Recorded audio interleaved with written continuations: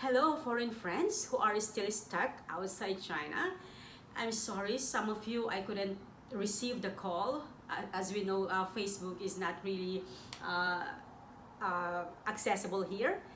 And also, sometimes the VPN connection is actually very difficult, but you could call me on WeChat. Yes, I know that you are still struggling to coming back here, and I'm so sorry to hear that. I didn't know either that your Chinese embassy is still requiring you to submit that PU. Well, nobody knows what that acronym stands for, but what I know is that PU, that is actually coming from the government here. That is the invitation letter coming from the government. Unlike before, that whenever we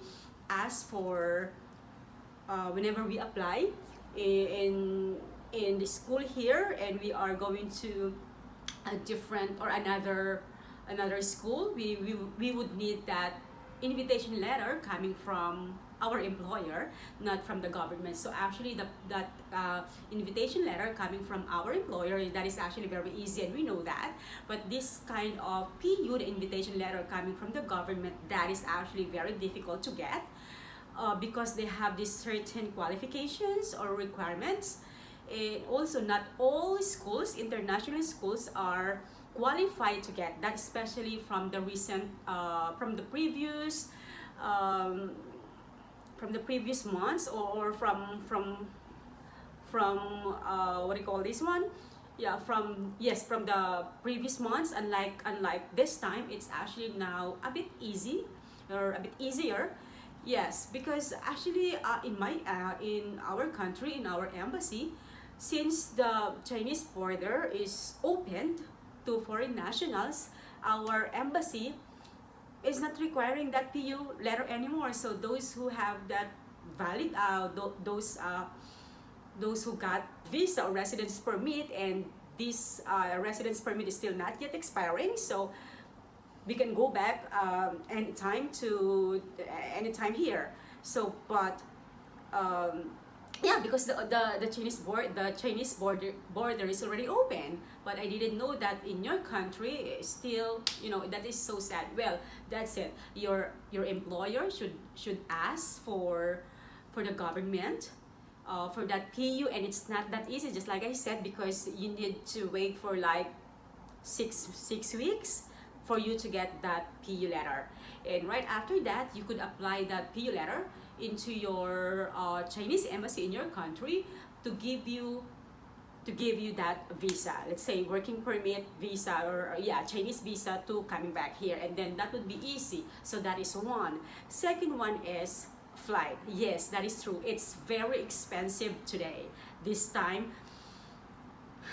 we don't have any choice. If you really like to coming back here, friends, you really need to spend a lot of money, a huge amount of money. All right, so also, not only that, because if you're going to book commercial flights, these are actually prone to cancellation. They would always cancel that, because they have this protocol from the Chinese government. It's not that easy, because they would need this. The safest way is that you need to get a chartered flight through through Chinese charterers, and on that way you could be able to come back here. Yes, that is very expensive, but at least you are your money won't get waste. And like, if you're going to book a commercial flight, and then they will inform you for cancellation before your flight, and so that you couldn't get a refund, or you could get a refund maybe 80% or down to 20%, and then you couldn't get that refund right away. And then, and this time that we are suffering from this pandemic, the money is not enough.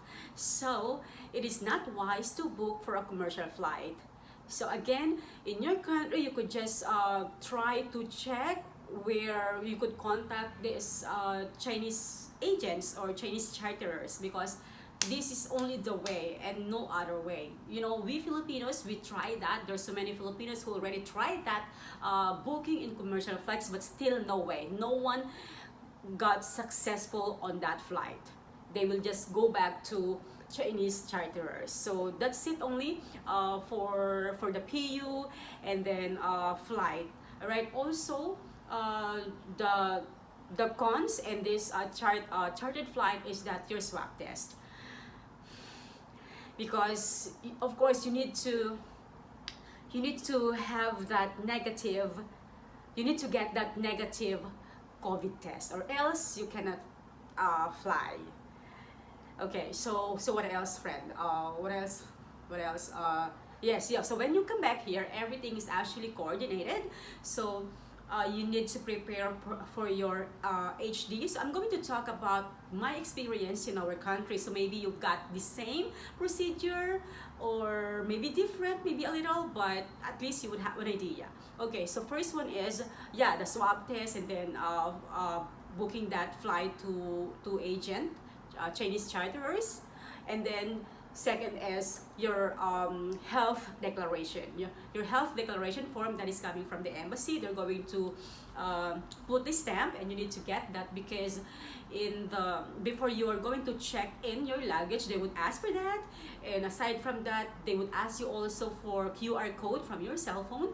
They're gonna be answering something about your health and so on and so forth. Then after that, they will let you fly. But before that, also in my country, so I have that health declaration from Chinese embassy, and then QR code health declaration also from your cell phone, and then another health declaration from the government, like on our case we call it like POEA. And after that, you're gonna fly, and then when you get back. And then when you reach your point of entry here, whether that is in Guangzhou, Beijing, Shanghai, Nanjing, or Fuzhou, or in any other port of entry here in China, there would be another health declaration. So you're gonna show that, but they're gonna check your temperature, and then if you will get that 37.5, you will be rush to the hospital right away. And so it is better to have that 36 something for your temperature.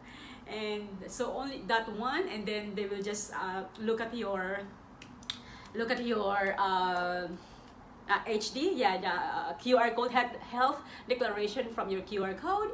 And next is temporary again checkup, temperature check again, and then you will be interviewed. Okay, so they would just ask you, and everything is recorded. They would ask you questions, and they would ask you that you have to be honest, true, you have to give a true statement. And then they're gonna ask you lots of questions, like number one is, have you been to any gathering, or do you have that a COVID before, and when did you take that, because we have this like 72 hours or 48 hours validity on that COVID test. And then they would ask you, have you eaten wild meat, or what else, yeah, have you attended any gatherings or party. And then how about your family member, do they have that do they have that COVID-19? Yeah, so much questions. And then right after that, you're gonna answer them, and right after that you're gonna sign. Then when you sign, they would ask you that, are you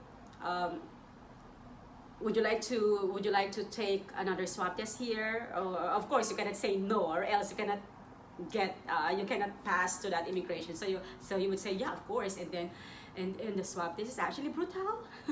That's so difficult, and that's so very no, it's not really comfortable. And so after that, there's another temperature check again, and then they would ask you for like the usual thing that we have to write down in a piece of paper for arrival card. And then you're gonna go to immigration, and after that when you pass, and then you'll get your luggage, and after that you're gonna fall in line again with this another staff or medical team to check your name, and then they're gonna send you to the hotel, and that's it. So yeah, so that's it. Then you reach the hotel, and the next day, on your day 1, you would have another swab test, and then day 7, you would have another swab test again, and then day 13, you would have another swab test again. So the swab test in the airport, that's actually free, that's from the government, but the swab test in the hotel, you have to pay for them, and also the hotel fee and your food, and you cannot go outside your hotel. They're gonna knock on your door just to give your food, breakfast, lunch, and dinner, and also they're gonna knock every morning and afternoon just to check your temperature. So that's it. So that's the way how they prevent and control COVID-19 here in China. That's actually very, very, very difficult, but everything is actually well coordinated by Chinese staff. So that's all. So friends, if you still have a lot of questions, please just call me on WeChat, not on Facebook. All right. God bless you.